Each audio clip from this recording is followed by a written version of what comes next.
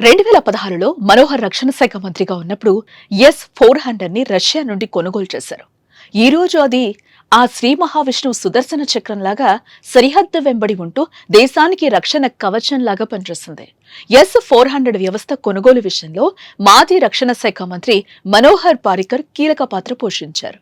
2018లో భారతదేశం రష్యాతో ఈ అత్యాధునిక ఎయిర్ డిఫెన్స్ సిస్టమ్ ను కొనుగోలు చేయడానికి సంబంధించిన ఒప్పందంపై సంతకం చేశారు. అప్పట్లో ఈ ఒప్పందం విలువ సుమారు $5.4 బిలియన్, అంటే సుమారు 35,000 కోట్లన్నమాట.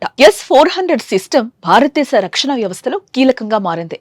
ఈ మధ్య పాక్ తో జరిగిన యుద్ధంలో దీని సత్తా ఏంటో చూపించింది.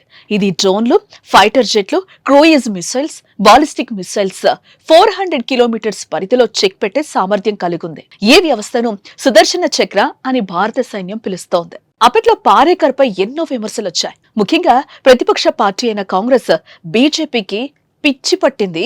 35,000 కోట్లు ఖర్చు పెట్టి ఎందుకు పనికిరాని 5 డబ్బా మిషన్లు కొన్నారు అని రాహుల్ గాంధీ విమర్శించారు. అంతేకాదు ఇదో పెద్ద అవినీతి కుంభకోణం అని కూడా అన్నారు. కట్ చేస్తే ఇప్పుడు యావత్ భారతదేశం గొప్పగా చెప్పుకునే ఆయుధంగా S-400 సిస్టమ్ పనిచేస్తుంది. S-400 సిస్టమ్ కొనే సమయంలో భారతదేశంపై అమెరికా ఎన్నో ఆంక్షలు విధించింది. ఆ బెదిరింపును లెక్క చేయకుండా పట్టుబట్టి రష్యాతో డీల్ ఓకే చేయించారు మనోహర్ పారికర్. మనోహర్ పారికర్ ఈ కొనుగోలు నిర్ణయంలో చూపిన దూరదృష్టి, నిబద్ధత భారతదేశం అత్యాధునిక రక్షణ వ్యవస్థను సమకూర్చుకోగలిగింది.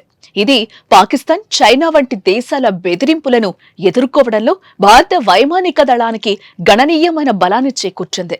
గొప్ప నాయకులు గొప్ప ఆలోచనలతోనే గడుపుతారు. వారి ఆలోచనల ముందు తరాల వారికి ఎంతో ఉపయోగపడతాయని పారికర్ నిరూపించారు.